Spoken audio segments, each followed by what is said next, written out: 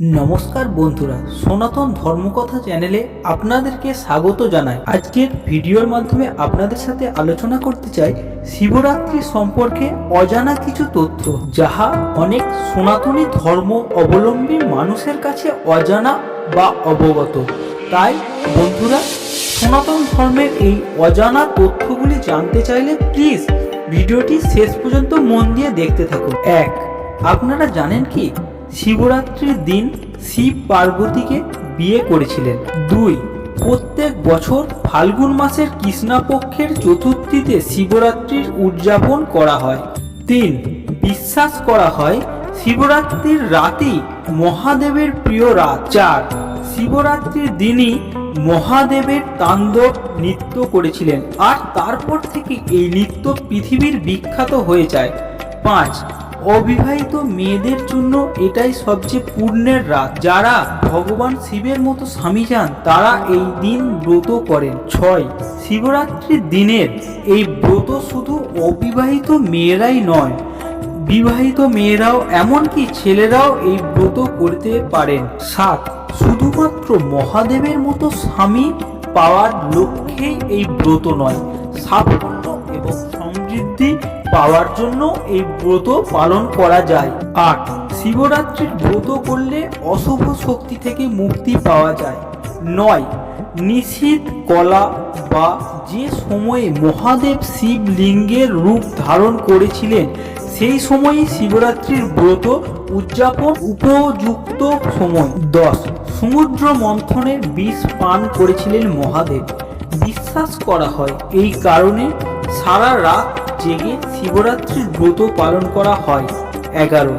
শুধু ভারতেই নয়, সারা বিশ্বের বিভিন্ন প্রান্তে শিবরাত্রি পালন করা হয়। 12. পুরাণে উল্লেখ করা রয়েছে যে ঠিক কোন কোন উপাদান ব্যবহার করা হয় এই শিবরাত্রিতে। 13. শিবরাত্রিতে ব্যবহার উপাদানগুলির প্রত্যেকের আলাদা আলাদা উপকারিতা রয়েছে। 14. মহাশিবরাত্রির ব্রত করলে রজগুণ এবং তমগুণগুলির সংযম শক্তি বাড়ে।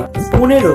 মহাদেবের ভক্তরা ভিন্ন ভিন্নভাবে শিব মন্ত্র ওম নমঃ শিবায় স্তব করে থাকেন। কালের নিয়মে অর্থ যাই দাঁড়াক না কেন, সংস্কৃত ভাষায় সৃষ্টি লগ্নে লিঙ্গ কথার অর্থ ছিল চিহ্ন বা বৈশিষ্ট্য। শিব পুরাণের প্রথম অংশে বিদ্বেশ্বর সংহিতা বলা হয়েছে লিঙ্গম বা শিবলিঙ্গ হল আগুনের স্তম্ভ, আদি এবং অন্তহীন। এই স্তম্ভ হল এক মহা জাগতিক শক্তি, সব সৃষ্টির উৎস। শিব বা ভগবান মহাদেবের শ্রেষ্ঠত্ব বোঝাতে একে বলা হয়েছে শিবলিঙ্গ। শুধু সৃষ্টি নয়, পুরাণ অনুসারে শিবলিঙ্গ একধারে প্রকৃতি ও পুরুষ, সত্য, জ্ঞান এবং অনন্ত প্রতীক। শিবলিঙ্গের 3টি অংশ। একদম নিচের অংশকে বলা হয় ব্রহ্মপীঠ, মাঝের অংশকে বলা হয় বিষ্ণুপীঠ এবং শেষের অংশকে বলা হয় শিবপীঠ। পুরো বিগ্রহ আসলে সৃষ্টির প্রতীক। ভারতে মোট 12টি জ্যোতির্লিঙ্গ আছে। এই দ্বাদশ জ্যোতির্লিঙ্গ হল 1. সোমনাথ, 2. নাগেশ্বর, 3. ভীমাশঙ্কর, 4. ত্রম্বকেশ্বর, 5. গ্রীষ্মেশ্বর, 6. বদ্রীনাথ, 7. মহাকালেশ্বর, 8. ওমকেশ্বর, 9. কাশী বিশ্বনাথ, 10. কেদারনাথ, 11. রামেশ্বরম এবং 12. মল্লিকার্জুন। এই ছিল বাবা মহাদেবের 12 জ্যোতির্লিঙ্গ।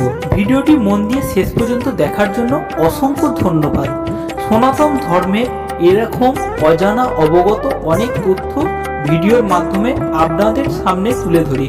ভিডিওটি ভালো লাগলে প্লিজ লাইক করবেন, কমেন্টে লিখবেন হর হর মহাদেব, এবং আপনি যদি সনাতন ধর্মকথা চ্যানেলে নতুন হন প্লিজ চ্যানেলটি সাবস্ক্রাইব করে নোটিফিকেশনটি অল করবেন, কারণ আমি সনাতন ধর্মকথা চ্যানেলের পক্ষ থেকে সনাতন ধর্মের অজানা অবগত বিভিন্ন তথ্য ভিডিওর মাধ্যমে আপনাদের সাথে তুলে ধরতে চাই। এই ছিল শিবরাত্রি সম্পর্কে কিছু তথ্য। এর পরের ভিডিওতেও আপনাদের সঙ্গে আলোচনা করব শিবরাত্রি সম্বন্ধে আরও কিছু অজানা তথ্য। বাবা মহাদেবের কৃপায় আপনার এবং আপনার পরিবারের সকলের মঙ্গল হোক। ধন্যবাদ।